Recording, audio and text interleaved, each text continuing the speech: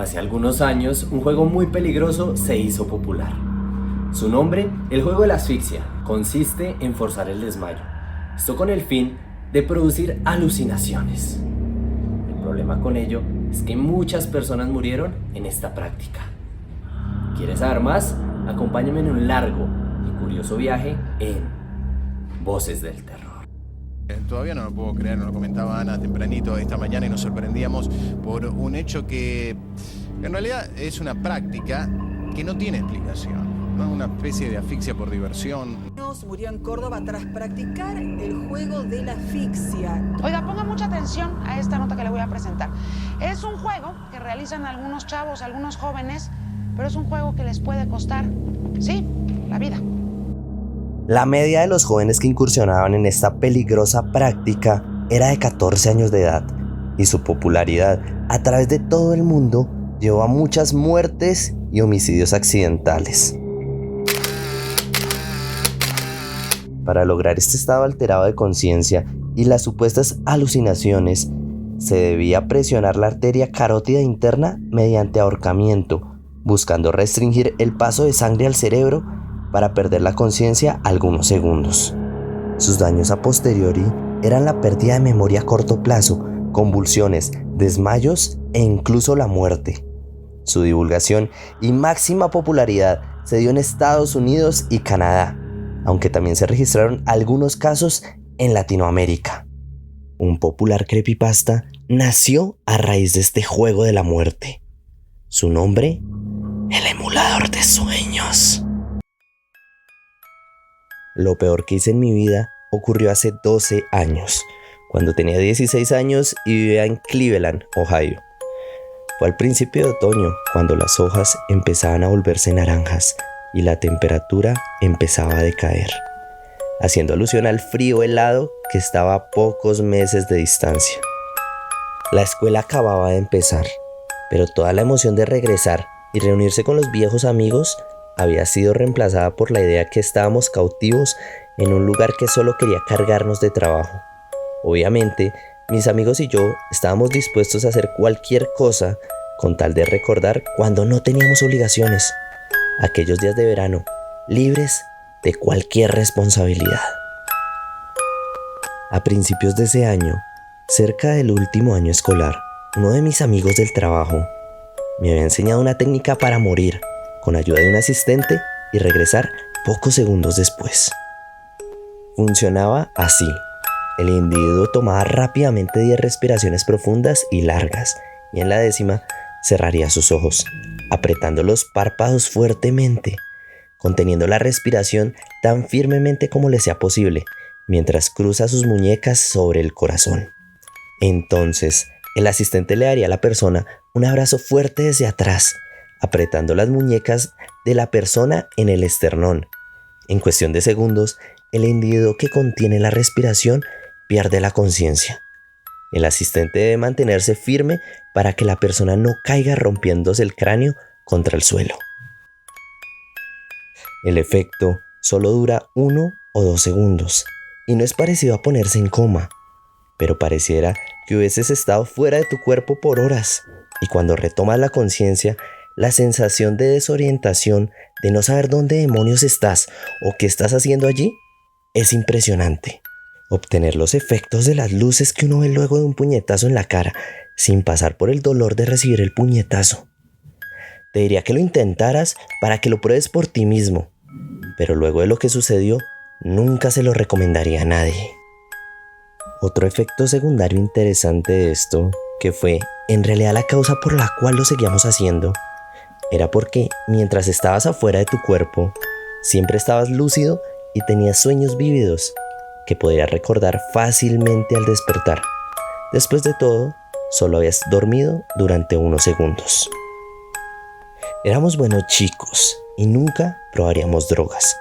Así que para nosotros, esto era como el LSD para un hombre pobre. Estas visiones o sueños estaban relacionados de alguna forma con lo que habías mirado justo antes de morir. Por ejemplo, una vez soñé que estaba escalando una montaña. Estaba en la cima de los Himalayas o algo así, pero había un pasamanos allí.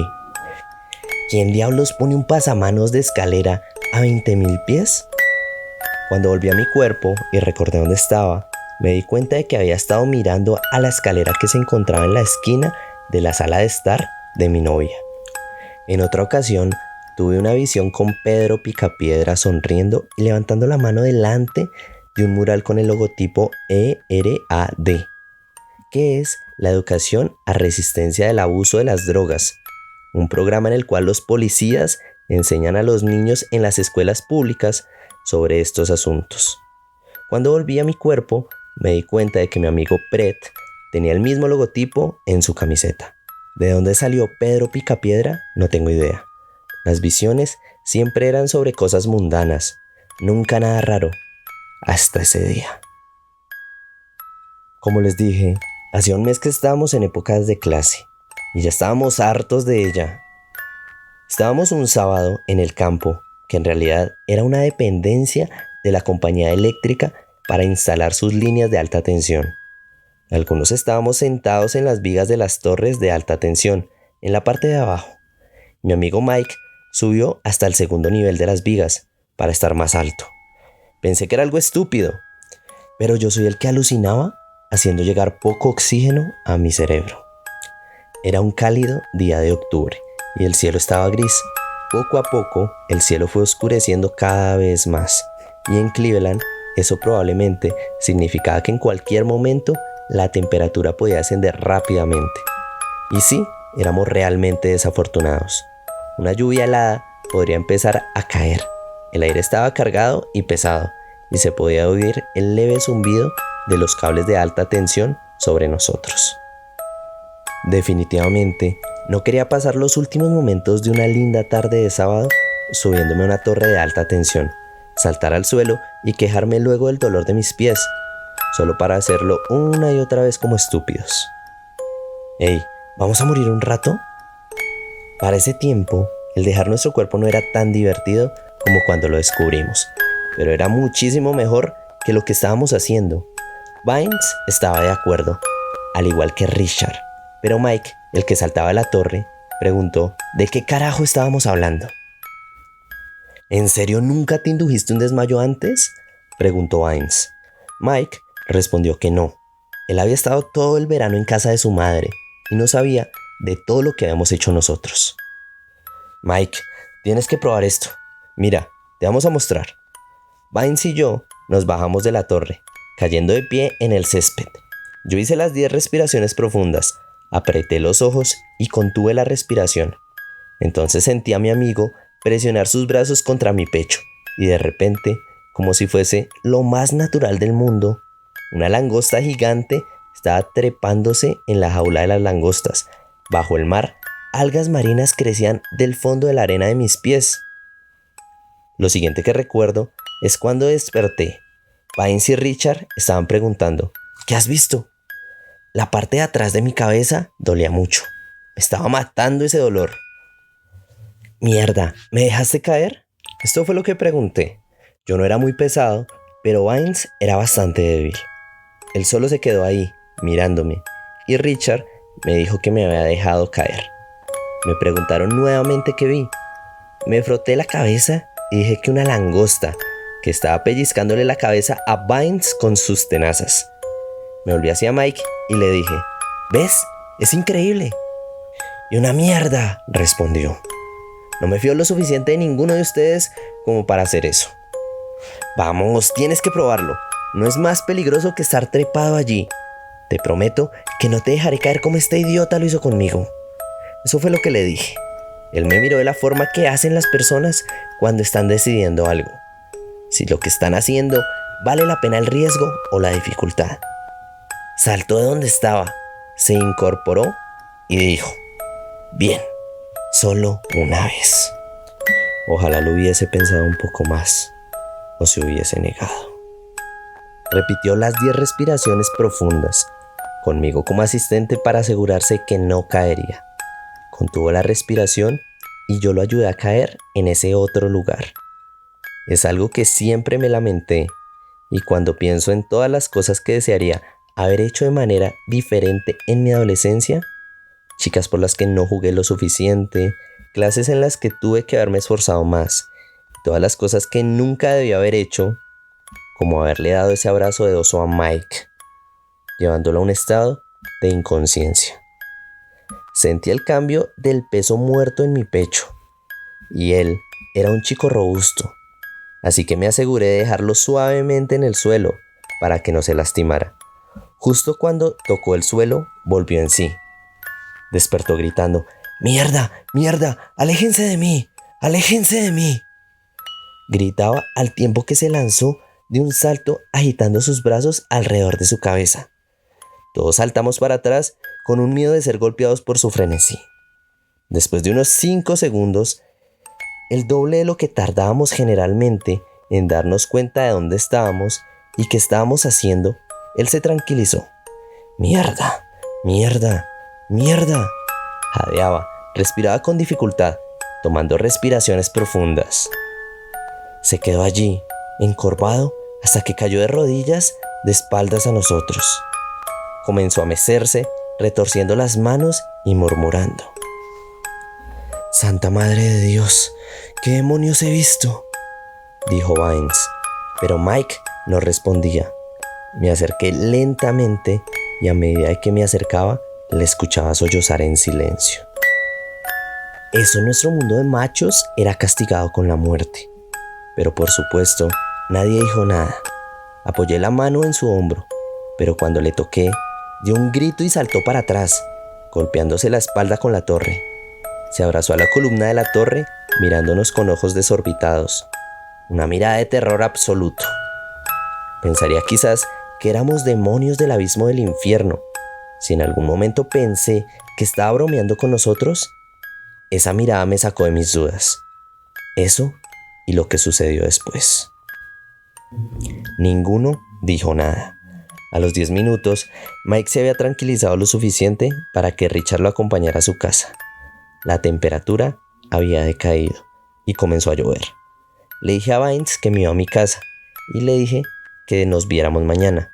Siempre pasábamos los días lluviosos jugando Mortal Kombat en nuestro Super Nintendo, pero él no me respondió. Probablemente quería un tiempo a solas para reflexionar sobre lo que había sucedido. Al día siguiente fui a ver cómo estaba Mike, pero él y su familia se habían ido todo el día. Le pregunté más tarde a dónde se había ido, pero no me respondió. Creo que fue a un psiquiatra, puesto que cuando nos vimos nuevamente el martes parecía estar mejor. Me imagino que utiliza algún medicamento para los nervios, pero eso solo son conjeturas mías. Los días siguientes nos juntábamos normalmente con los chicos, pero Mike permanecía en silencio, sin decir qué había visto. Hablábamos de cosas sin importancia. No fue hasta el sábado siguiente cuando contó lo que pasaba. Estábamos caminando por una calle tranquila del barrio hacia el puente peatonal de madera que cruzaba el arroyo. Yo hablaba de una chica mayor que conocía, cuando de repente él dijo: «No voy a estar aquí mucho más tiempo». «¿Cómo?», dije yo. «Vendrán de nuevo esta noche. Ya no creo ser capaz de aguantar esta vez». «¿De qué estás hablando? ¿Quién vendrá esta noche, Mike?». «Las manos, las voces». En ese punto yo estaba asustado. Balbuceé estúpidamente un par de veces y luego dije estúpidamente: «¿Qué manos?». Por la noche miro al árbol por la ventana y luego todo se pone negro y veo decenas, cientos, miles de manos empujando contra el vidrio. «¿Y tú qué haces entonces?», pregunté. Retrocedo durante toda la noche, pero estoy cansado, no puedo mantenerlas más tiempo fuera. Y las voces dicen que tengo que dejarlas entrar. Voces de niños pequeños y manos de niños. Él bajó la voz hasta prácticamente un susurro, pero me di cuenta por lo que dijo luego que estaba luchando para no entrar en pánico. «A veces veo sus caras», dijo con voz temblorosa. Lo acompañamos a su casa. Se detuvo en la puerta y finalmente, levantando el rostro, me dijo: «Dile a Vines que puede quedarse con mi Nintendo. Él no tiene uno y su madre no le comprará uno. Richard puede quedarse con mis CDs. Sé que a ustedes no les gustan, pero a él sí. Empecé a decirle algo, pero se dio la vuelta y entró en su casa.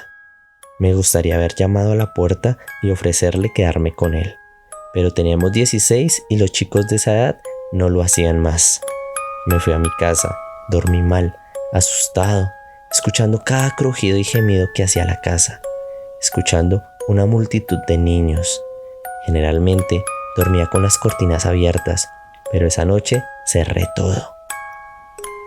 Al día siguiente nos dimos cuenta de que alguien había irrumpido en la casa de Mike. Vi un coche de policía en la entrada de su casa y casi me muero cuando vi. Mis peores temores se habían confirmado. Esto porque me enteré que la ventana de Mike era la que había sido violada. Mike había desaparecido y fue todo lo que nos dijeron. Nos hicieron muchas preguntas y parecíamos más culpables que la mierda cuando declaramos que no sabíamos qué había pasado, lo cual no era del todo cierto. Ellos buscaban algún pervertido que haya secuestrado a Mike, pero no obtuvieron información de nosotros, puesto que no teníamos nada que ver. Su foto aparecía en todos lados y todavía lo están buscando. Cuando todo terminó, me fui a la biblioteca para investigar qué había pasado, puesto que el internet no era tan eficiente en esa época. No encontré mucho. Lo más cercano que encontré fue algo que descubrí después, en mi clase de Historia Universal.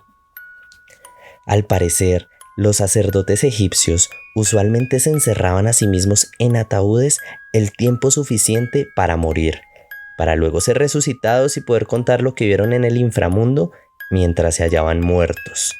Solo puedo pensar que por el clima o por la electricidad en el aire, Mike pudo tener una experiencia más poderosa a la nuestra, ya que habíamos hecho esto cientos de veces y nada raro había pasado. Tal vez el golpearme la cabeza me salvó de todo lo que él sufrió.